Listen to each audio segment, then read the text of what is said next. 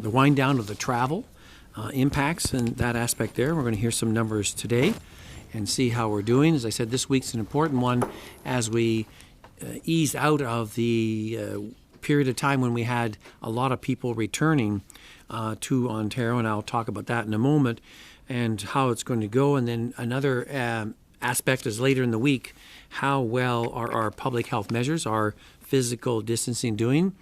And I've been pleased when I've run around watching and stuff that people are doing that. They're adhering to that. We hear anecdotes that some people still are being casual, but I hear there was less issues over the weekend. And of course, some municipalities, such as Toronto, has taken steps to limit that. And they did so. I heard examples of where they had undertaken to tell people that those parks and areas were not open as people wanted to take part in the warmer weather on the weekend. So first, let's go over to the numbers for today, over to Dr. Yaffe, and let you cover those numbers, Dr. Yaffe. Okay, thank you.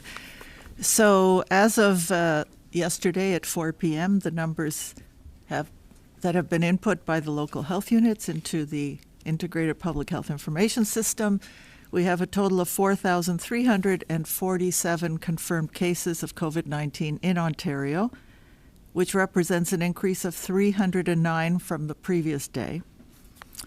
About 35% of the cases are in people 60 years of age and older, and 52% of the cases are in people who live in the Greater Toronto Area. Of all the cases, about 20% had traveled in the 14 days prior to becoming ill, 13% had a close contact with a case, 19% had community exposure, and about 48% the exposure information is still pending. At this point, unfortunately, there are 132 cases that have passed away, and we have at least 46 outbreaks in long-term care facilities involving 56 deaths, some of which were lab confirmed, others not. We are at about 1,624 resolved cases, which is going up. It's about almost 40% of our cases at this point. We also know that at this point we have currently 589 patients with COVID-19 currently in hospital in Ontario. Of those, 216 are in ICU, and of the 216, 160 are on a ventilator. In terms of lab testing, we have, as you know, basically gotten rid of the backlog. We have tested almost 79,000 people in Ontario. Currently, 329 are under investigation. In the last 24 hours, we've processed about 3,500 people's tests. Turn it back to Dr. Williams. Right. Well, thank you. And a couple of things I'm looking at here as we move into this time. You'll notice that some of the data we're utilizing at this time, we talk about cumulative hospitalization, and that's going way back to January. And after a while, that total becomes less meaningful, and we're looking at how do we get some more, as we're changing some of the data points, how many currently are in the hospital, how many have been discharged, and all those aspects there. So we continue to watch that as we progress in this phase of the outbreak. And so that's one aspect there. I noticed that today, of course, we've dropped down to just over 300, and that is our lowest almost in a week and a bit over a week. As we had moved up, for your memory, last time we were down below that was back on March 31st, and then we climbed up to highs of 426 and 462, and then petered around that at the top end of the upper threes and the 4, and now we're down to 309. So the question is, how does that relate to our other activities? There was some peak times I expected to see with our travel drop, is that we'd stayed at fairly high numbers up until about 2 weeks ago from basically tomorrow and Wednesday, then it dropped down one step, and then by Thursday we dropped down another step, so 2 weeks back from this Thursday. So it'll be interesting to see how our numbers progress as the week goes on in that regard. there. And the other aspects is that we continue to work with our federal authorities, assessing the new information, especially related to various cases with ideas and concepts around so-called transmission, or at least positivity in cases of people who are deemed to be asymptomatic. They found in some large studies that, people had been found to be had the presence of the organism in their PCR in their nasal pharynx during that time. When they asked those people more details, 75% of those that are asymptomatic actually found, they said, well, I guess I was. I just didn't think about it. And so there's that aspect of, is it truly asymptomatic or just so low that people didn't think too much about it? And then we have some aspects around pre-symptomatic in periods there where people, it has been found, but how infectious are they at that time, and whether there's a potential to be infectious. It was deemed to be less than when they peaked time just before they became symptomatic in the so-called prodrome immediately before, and their viremic. So it's a long phrase for when the virus had reached its peak in their body, and they were deemed to be much more infectious at that time. So we're learning more about this all the time and being informed by that of how we might address our policies and principles in that regard. As we continue our social distancing, people prefer the physical distancing term, and our other measures that we put in place. Now we have some even further reduction in essential businesses, and how is that going to impact us in that regard, as people are doing various things to adjust to that status of how to continue that on the next week or two as we go forward, and monitor how well we are doing in our numbers as we progress there. Furthermore, the data that we're continually feeding into our modeling, and that was, remember, last Friday in that, and to see how that is impacting those numbers in there. And even now, just reflecting of where we were at that time when they reported, like it was data based from last Wednesday and Thursday. By now, we should have been double that with over 5,000 cases, and we haven't. So maybe that is reassuring that we are continuing to bend the curve and to make an impact, but we want to make sure we get the right numbers to them so they can revisit and refine their predictions, as they said in the press conference, based on receiving real-time data and how that informs them accordingly. So with that, I'm going to open up for questions from people on the line. Sure, we'll take the first question. Your first question comes from Lisa Zing with CBC. Please go ahead. Hi there, doctor. Sorry about that. I forgot to unmute myself. My first question is about Telehealth Ontario. At first, you've said people should call Telehealth to get advice if they have COVID symptoms. And earlier today, Health Minister Christine Elliott suggested that people should actually be calling their family doctors now for faster service. So can you clarify what people should be doing at this stage to get answers? Sure. When we started off, we had telehealth, and we were dealing with a large load where the average calls in a day went from the mid 4 to 7,000 up to over 20,000 in a period of time, because that was our most available tool at that time to respond to that. And then as we progressed along, we added the self-assessment tool, as you recall, and that has over nearly 1.5 million hits on that one, and it continues to be well utilized. Following that, we did introduce, in consultation with the OMA, the different fee codes that would allow physicians to do phone call, virtual consultations, if you may, and to handle that. As a result, a number of them made it available in their practice placements, whether it's in a family practice, a health team, different formats, that they would have someone available to take calls and to answer questions and concerns from some of their patients. And of course, they would be even better prepared, because they would have often the chart electronically in front of them to be able to converse with that member or the person who is part of their practice and could answer that in a timely fashion. So that was added there. And that's why I think the minister was saying during this time as well, call your primary care physician, because they're there, they're available, they're ready to receive those calls, and they could give you advice on your own actual perspective, because they actually have access to your chart and different details that would make it even more, I would say, refined than you would get at Telehealth. Telehealth is still available, and for people who don't have a primary care physician or are having trouble reaching in some cases, then call Telehealth. It still has a good place to call for advice and direction. Same as the self-assessment tool, and they, of course, are segueing into the assessment centers, now nearly 100 in the province of Ontario. So there's many ways and venues for those who feel they might have symptoms of COVID or concerned that they have symptoms of COVID or just want to have some further information to understand, family members they want to ask about. So there's many sources that you can go to, and you should access those when you need them and in the way that you're most comfortable to do so. So it's been an evolving story, a good one in a way, because we've really ramped up all the different ways that our public can approach, and we've seen the numbers in telehealth come down.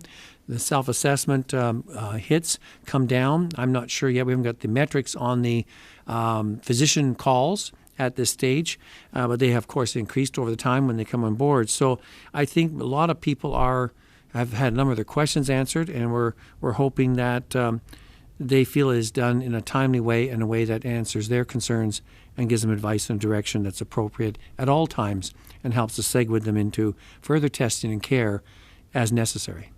Follow-up? Thanks very much. My follow-up is about testing in long-term care homes. In terms of limiting the spread in those homes, have you given more thought? Is there more discussion to more widespread testing? If we know that asymptomatic people carry the disease, but right now only symptomatic folks are being tested. So how are these homes supposed to properly isolate people who may be transmitting the disease who don't have symptoms? Dr. Yaffe?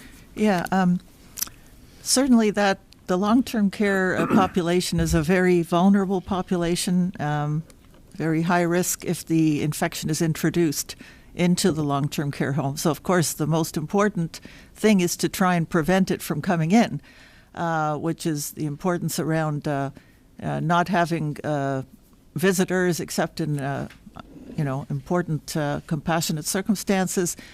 Screening everybody coming in, all the staff, twice a day, including a temperature. Screening the residents twice a day, including temperature.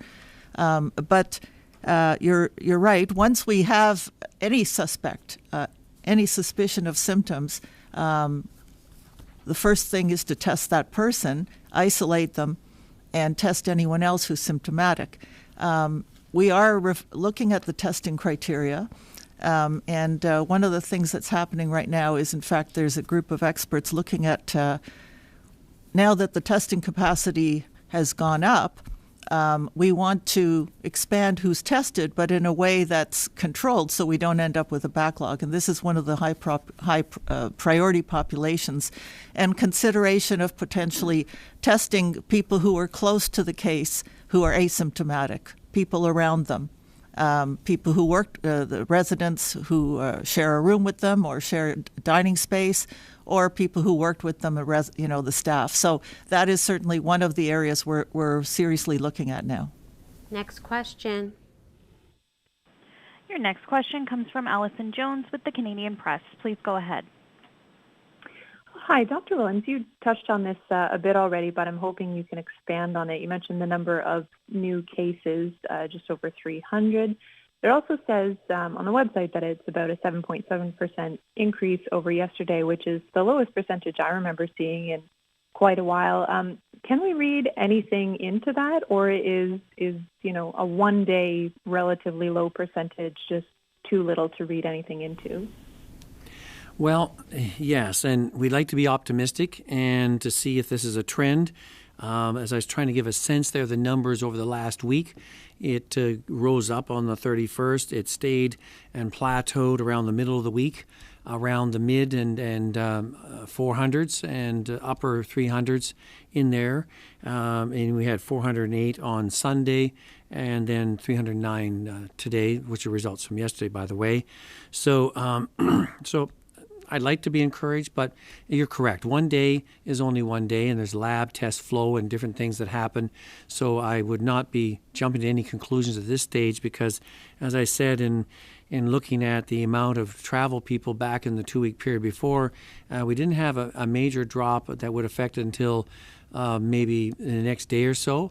But we want to test that, and of course we want to continue to monitor how well our public health measures are doing and how, like a report card back on ourselves if we're having success, as the modelers had hoped for, to continue bending the curve even more. Follow up? I just wanted to confirm, Dr. Yaffe had said that gave a number of 589 patients with COVID-19 currently in hospital. But then, Dr. Williams, you talked about cumulative totals. So I just want to be sure, is 589 the number of people who are right now in hospital with COVID-19, or is that the cumulative total? According to the data I have, that is the number of people currently in hospital with COVID-19.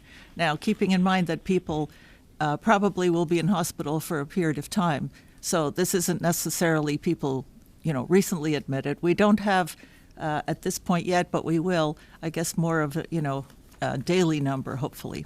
How many are admitted? How many are discharged? Next question. Your next question comes from Rob Ferguson with the Toronto Star. Please go ahead. Hi there, doctors. Just my usual question. What's the number right now on healthcare workers that are infected with COVID-19? Okay. Is that number there? Don't you have anything to do? I have it somewhere. In the back there.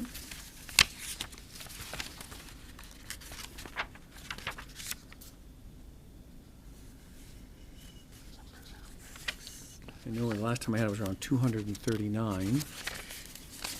Cumulative again. And even in the data there with the 589 on one chart, it says it's cumulative since January with the hospital patients. And I'm just trying to see if that number has risen above the 239. And I don't have that data piece in front of me, Rob, at the moment. It was, yes, the other day it was 239, but I think that has been updated accordingly. So about 451. So that was, my 239 was a week ago. I found it. Oh, you found it. 451. Yes, 451. It's usually around roughly 10% of the total. And that's cumulative, of course, since January. Yeah. Follow up? Know if any of those are hospitalized or in ICU? What's the status of all those? Oh, That data we don't get. And I know of different ones that were hospitalized for a while and discharged in and out, but we don't get that broken down because when you say healthcare workers, that is their profession. Now, they may have gotten it following return from travel and been in isolation or at home in there. We'd like to get some more breakdown or any related to the more concerning side. Did they get it from what we call the word nosocomial or infection in the hospital while on duty? And then we're trying to see if we can segment that data to understand that in there. As for how many were in ICU or ventilation, no, we don't have that data, Rob. Next question. Your next question comes from David Haynes with Queen's Park Briefing. Please go ahead. Hi there, doctor. To focus on the bed capacity, the modeling that came out on Friday showed that in the best case scenario, the province would be near capacity, but would have enough. But it's unlikely that capacity will be evenly distributed throughout the province. Are there parts of the province that you're looking at as being at particularly high risk of being over capacity? Is that based on them having higher rates of infection right now, or on demographics and so on? So I'm going to see if I got all the question. You're a bit faint there. I think you're talking about hospitalization and the modeling saying that we would be at capacity in certain areas of the province at different times. And I think if I got it correct, and you have to correct me, is that you were saying, does that depend on the demographics or high-risk populations that the different areas might be dealing with, or not? Did I get that correct? Are there particular regions of the province that you are concerned about more than others based on how many positive tests they have right now and the types of demographics for those regions of the province? Well, what we're finding is that most of our cases are in the GTA, between the larger areas like Toronto and Peel and York, Durham, and out around there, which have the most, of course, hospital facilities, isolation rooms, and ICU beds and ventilators. So, in that sense, it is they're the ones that are seeing quite a few. Some of them have more load than each other, and there's no need yet, that I've heard yet, of shifting and moving in that, because not everybody gets the person admitted at that time. While there's a 6% hospitalization, it doesn't mean it's going to be equally divided. It depends on the individuals and who have the misfortune of having more serious sequelae of the infection requiring hospitalization, and then unfortunately ICU and ventilation. I think the more concerning ones out in the areas out further, when you may have regional areas that have less capacity in that sense, and if you get a large hit in population or in cases, and with some have very much a number of retirees and older age groups that may have more risk of more severe consequences. So we try to watch that very carefully, and that's why we have our regional committees of OH set up that looks at that data, looks at the hospital usage, what isolation rooms they have, ICUs, vents, and how much they relate to the long-term care facilities and the retirement homes and other facilities they could use to offload all of a sudden surges if it did occur. And of course, if there was extensive, they would have to offload to other regions around, and that's part of the value of the command team, as well as having the regional tables that try to solve it within the region, and then they can go outside to seek. So it's right now everybody is coping and doing well at that time. The hospital, because of the rollback in the elective surgery, some at an all-time low in almost 15 years. In that, so building up that capacity to deal with the surge if and when it does occur. And we are seeing increased numbers, as Dr. Yaffe has alluded to, and that's not surprising because, as I said in our data, we just went through a week of having numbers up in the, for the first time, in the 400s of new cases, and if the hospitalization rate is at the 6% rate and then the ICU rate at the 2 to 3% rate, then we'll see an appropriate surge in that level as well. The challenge being is that sometimes those admitted to the ICUs and that don't just stay for a few days. Some, unfortunately, have to be in there for an extended period of time, and that means that the occupancy increases disproportionately, if you may. Follow up? So when you're talking about a shifting capacity from one region to another, because one region might be harder hit than the one next door, and so on. Do you have an idea of how quickly that can be turned around? Is that something that resources can be significantly shifted from one place to another in hours, or in 2 days, say? Well, good questions on scenarios. It depends on some of the facilities. If they have room for more ventilators, they can be moved over there. You have to bring the staffing and some of them with it accordingly to make sure they can move from one facility to another to handle those loads. There's others where you may have, if we're very critical patients or that come on very quickly, you may choose to use Orange and that to move them to a more tertiary care center for that time period as well. So there is that flexibility using your various services for patient transfers, at Orange, for example, on that if it's really from a far distance that needs to be handled. So there's many strategies that can be undertaken, and that's why there's no cookie-cutter approach. It depends on the circumstances, and that's why the advantage of having all the players at each of the regional table to put their best minds to the task, and then also then they can merge into the federal or in the whole province-wide command table to see how we would orchestrate and to assist in moving resources accordingly. Next question. Your next question comes from Justin Urcelli with Yes TV. Please go ahead. Hi, Doctor. How are you? Thank you.